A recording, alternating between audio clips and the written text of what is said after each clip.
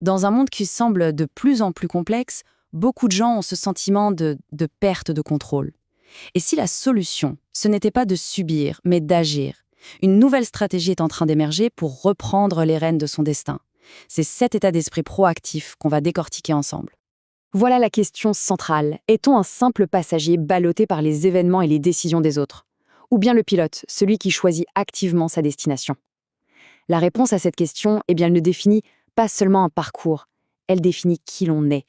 Inspirés par des penseurs comme Olivier Roland, de plus en plus de gens refusent de rester les bras croisés.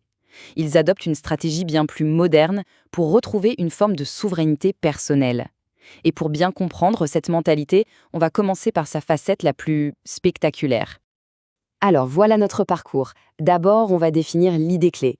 Ensuite, on explorera un choix assez radical, puis on verra comment l'appliquer localement. Et enfin, on décortiquera l'état d'esprit qui se cache derrière tout ça. C'est parti. Tout commence par un changement de perspective. Il s'agit de passer d'un rôle passif à un rôle actif dans sa propre vie. La distinction, elle est simple, mais elle est très puissante. Le sujet, en gros, c'est celui qui est lié à un système. Il en accepte les contraintes sans forcément les questionner. L'acteur, lui, c'est différent. Il décide de choisir les règles du jeu ou même, carrément, de changer de terrain de jeu si celui-ci ne lui convient plus. Mais alors, qu'est-ce qui peut bien pousser quelqu'un à prendre une décision aussi radicale que de s'expatrier? Derrière ce choix, on retrouve très souvent des motivations profondes, des piliers qui soutiennent cette quête de contrôle. La décision de partir, elle repose souvent sur ces 4 piliers fondamentaux. Et attention, on ne parle pas ici de caprice, mais bien de besoins essentiels que certains estiment ne plus être satisfaits là où ils se trouvent. La logique qui relie ces piliers est assez claire en fait.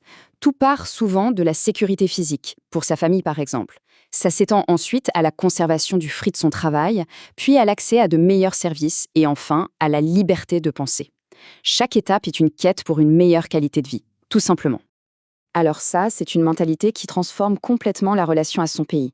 Il n'est plus vu comme une fatalité, mais comme un prestateur de services. On paye des impôts en échange de sécurité, d'infrastructures, d'éducation. Et si le rapport qualité-prix n'est plus jugé bon, eh bien l'acteur se sent libre d'aller voir si un autre fournisseur ne propose pas mieux. Le contraste est vraiment saisissant. D'un côté, on a la citoyenneté subie, ancrée dans l'habitude et la loyauté. De l'autre, une citoyenneté choisie, une démarche active où la mobilité devient un véritable levier de pouvoir personnel. C'est un changement de paradigme complet. C'est une excellente question.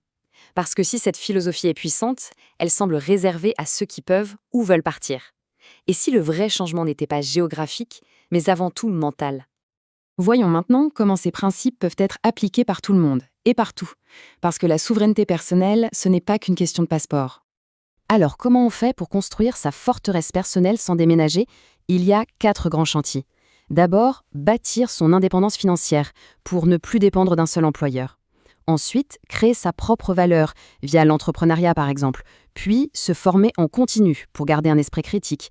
Et enfin, gérer activement son patrimoine pour le protéger. Chacun de ces actes est un pas de plus vers le statut d'acteur. Au final, qu'on parte ou qu'on reste, l'expatriation ou l'entrepreneuriat ne sont que des outils. L'élément qui est vraiment décisif, le vrai moteur de tout ce changement, c'est l'état d'esprit. Le véritable voyage n'est pas géographique, il est mental. L'idée n'est pas tant de déménager son corps que de transformer sa manière de penser. Il s'agit d'adopter, en toutes circonstances, une posture proactive. Cette philosophie, c'est une prise de responsabilité radicale. C'est passer de l'attente à l'action. Ne plus espérer un sauveur extérieur, mais devenir son propre agent du changement. Et nous revoilà à notre point de départ. Tout ce qu'on a vu, des 4 piliers de l'expatriation jusqu'aux stratégies locales, tout ça converge vers un seul et unique objectif, reprendre le premier rôle dans le scénario de sa propre existence. La question n'est donc plus de savoir si l'on peut devenir l'acteur de sa vie, mais plutôt comment. Que ce soit par de petites actions au quotidien ou par de grandes décisions, la démarche reste la même. Choisir, agir et façonner son avenir. La réflexion ne fait que commencer.